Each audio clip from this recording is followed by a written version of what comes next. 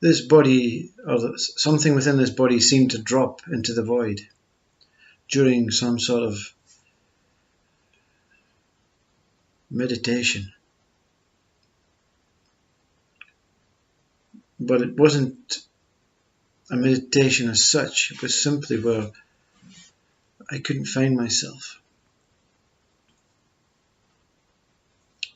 And the voice simply said that consciousness is all that exists. No more questions and no more answers.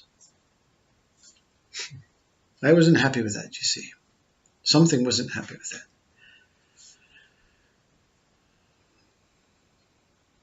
And that's why only a few really delve further in, because the result of this voice and this answer and the experience of the bliss and joy and emptiness and nirvana state, it kind of forces most to stop. So many may have held this consciousness is all that exists. But something inside said you must ask one final question, and that's past, you see, that's past. That matters not. I want to talk about consciousness. What consciousness is. You see, consciousness is everything, and everything exists as consciousness. But when you talk about life, life is infinite consciousness. But there are different varieties of consciousness, like a wind. Consciousness is this invisible wind that in some areas is gusting, some it's very subtle, and some very peaceful, no wind. And there is no one guaranteed a specific seat or a specific place in consciousness as consciousness. Consciousness is what you're appearing as a body. Your body is a conscious piece of material, same as your mind, and the world outside is simply reflections of the light from the mirror that you are. So who are you? You see, when you say you are, consciousness is really the one that switched on the light. So you are somewhere outside of consciousness. But where can you be if consciousness is all that exists, you see? Cannot be outside. Consciousness is infinite. It is no ends, no boundaries, nothing. It is everythingness. So when you say what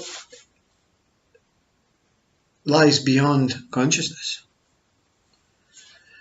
you're expecting it to be outside, or at another side, or at this side, or up there, or down there. What you are is the root, the core of consciousness. There's a point in consciousness where it started, you see. Consciousness being something that has no, it cannot be seen or explored by any thing, because you're exploring yourself, you see. In a sense that when you explore your body, that's a different variety of consciousness.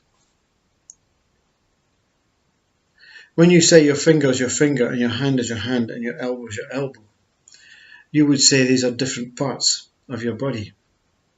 And that's what consciousness is, different varieties of consciousness within consciousness.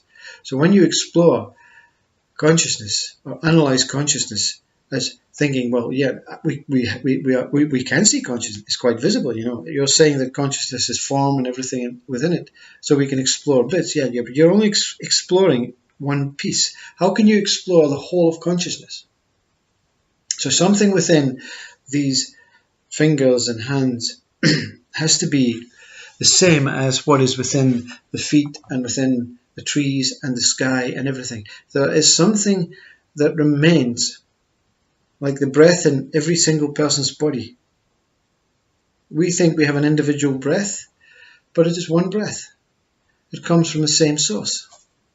We think it appears as if it's coming outside as some sort of air, but it's coming from your hara. You're breathing from your inner. You're also breathing from your outer. You see? Everything that you're experiencing as some sort of consciousness is a reflection. So when you're experiencing outside, you're experiencing inside at the same time. So you're the point, you see? The point of consciousness is what you are, the core, the root of consciousness. When you have an experience of a spiritual experience of something, an angel, or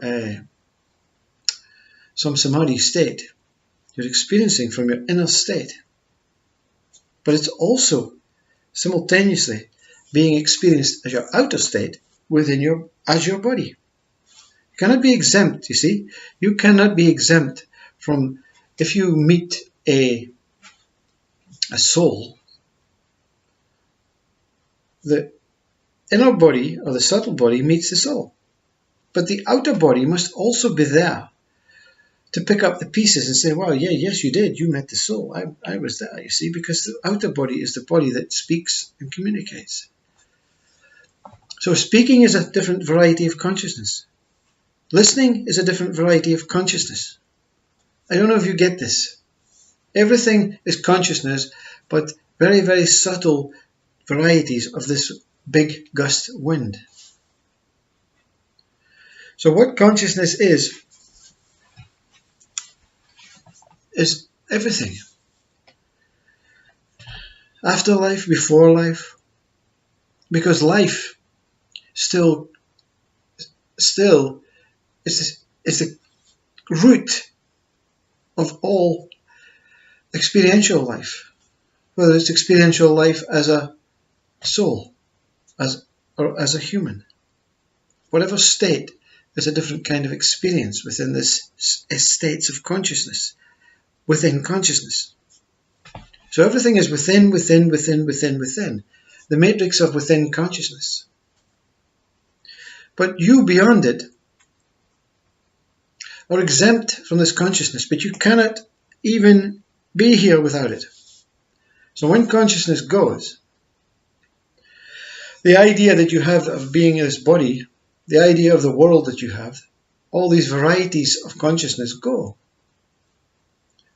But you are still at the root and core of consciousness. There is no separation from what lies beyond consciousness and what lies after consciousness. There's no after consciousness, you see. It is everything in a whole. So there's no escape from consciousness until consciousness decides itself to fizzle out or end. You understand this? So when this body leaves, all the things that this body would be expected to experience at different states goes. Yeah? But you're still the root core of consciousness. So even if the subtle states of bodies goes, the other side, if you want to call it heaven, paradise, and all these states, they can never, none of these states can leave. So you can reflect from each state as the witness of consciousness, with or without a body. You can experience witnessing all of this with no idea of what you're witnessing, because you have no body to witness, no senses and emotions to understand and make sense of what is going on. You can also witness heaven and paradise and the subtle body and afterlife and whatever you want to call it. Different types of reflection within consciousness. And you still won't understand what is going on because you still have no sense, unless the subtle body that you are living in holds different varieties of consciousness to help understand what is going on. You see, every single human body is unique. There's no two experiences within consciousness. There is no two simultaneously things happening. Has ever happened. So you can follow the words of Christ and all Christ's actions, but you're following something that you will never experience. When you follow your own actions as your own Christ, in your own Christ consciousness, or your own Buddha consciousness, or your own Shiva consciousness. See, when you say the word Buddha, Christ, and Shiva, you then start reading books about them and say, well, I want to experience Shiva. No, whatever your name is, consciousness. Every single one of us can experience Christ consciousness, God consciousness. Yeah? But when you put a name to it, it detracts you from your journey within to get to your own place where you're looking from right now, in the root core of consciousness. This is the place where everything is born. Consciousness is a substance that enshrouded this mirror that you are. This whole mirror that you are. But the mirror is of no use without light, without life, without existing experiences and ability to understand you are a mirror without a body and a mind. It is useless. So consciousness is called upon by God, by the mirror, you, the mirror, God, called upon your own consciousness to say, I want to see myself. I want to see myself through this consciousness, you see. Every time you hear this one speak, you'll speak about going through something.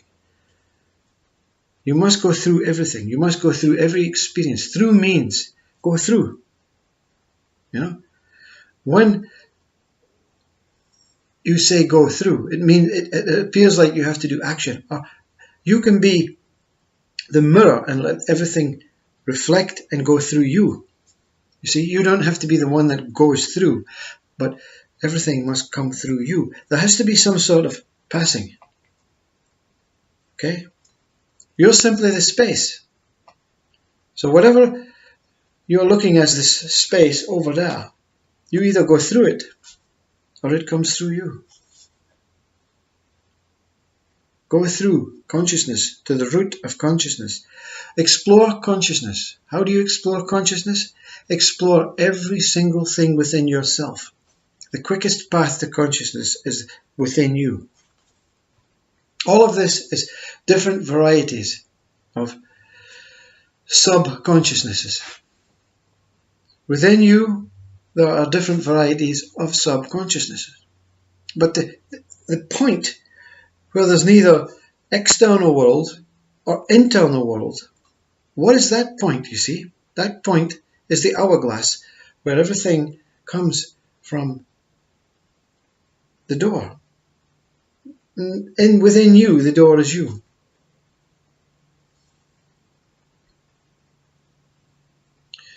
So it's a hoax to think that when your body leaves you, it doesn't really mean that consciousness goes. It means selected conscious ways of seeing goes, ways of experiencing goes. You'll watch your body pass. And when it goes, something will say, no more you. No more old you. Everything that you knew about that body and mind instantly goes. Everything that you know instantly goes. But you're still there. What comes next is another level of consciousness. Consciousness holds everything. Infinite possibilities. You have no idea what you can become.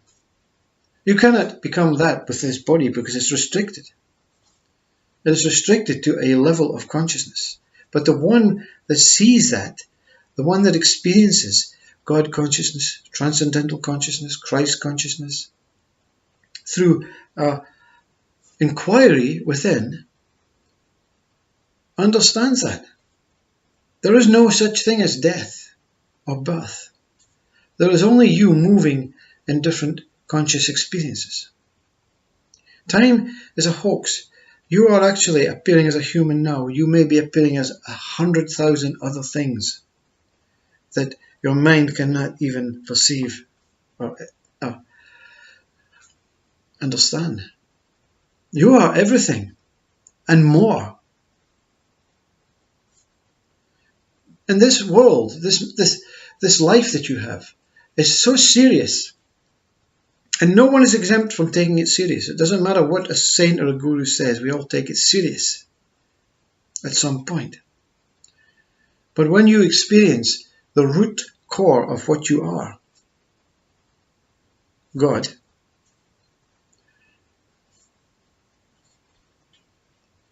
it's not so serious.